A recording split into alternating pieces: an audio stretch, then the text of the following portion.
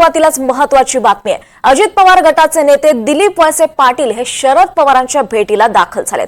वायबी चव्हाण सेंटरवर ते वायबी चव्हाण प्रतिष्ठानाच्या बैठकीला उपस्थित आहेत आणि या बैठकीनंतर वळसे पाटील हे शरद पवारांची भेट घेणार आहेत।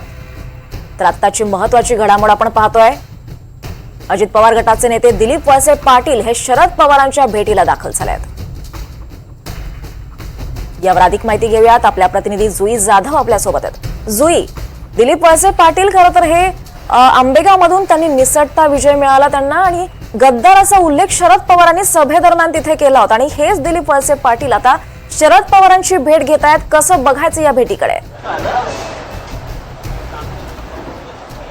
अगदीच ऋतुजा, तू सर्वप्रथम म्हणजे शरद पवार यांनी ज्या गद्दार उल्लेख केला, विधानसभा निवडणुकीच्या प्रचारासाठी शरद पवार स्वतः मैदानामध्ये उतरले होते आणि जितके अजित पवार यांच्या पक्षाचे मंत्री आहेत त्या सर्व मंत्र्यांच्या आणि नेत्यांच्या विधानसभेमध्ये जाऊन शरद पवार यांनी सभा घेतली त्यांच्या उमेदवारांसाठी आणि गद्दारांना पाडा नारा त्यांनी दिला। गद्दारांना पाडा मी आव्हान देतो हे शरद पवारांचं वाक्य होतं।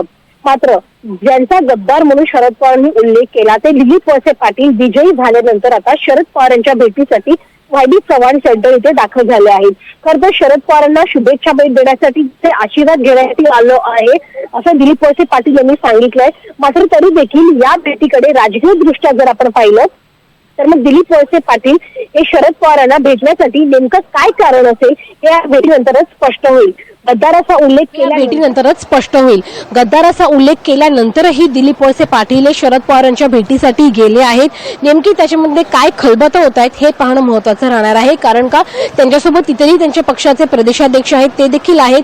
त्यामुळे निश्चितच या भेटी दरम्यान ते नेमकी काय चर्चा करतायत शरद पवारांसोबत याकडे सगळ्यांचं लक्ष आहे। सगळ्यांच्या नजरा आता शरद पवार आणि दिलीप वळसे पाटील यांच्या भेटीकडे वळलेल्या आहेत। ऋतुजा, नक्कीच जुई, आपण पाहतोय खरं तर या भेटीला अतिशय महत्त्व आहे आणि यानंतर नेमकी काय चर्चा होते हे पाहावं लागणार आहे। तुर्तास धन्यवाद या सगळ्या सविस्तर माहितीबद्दल।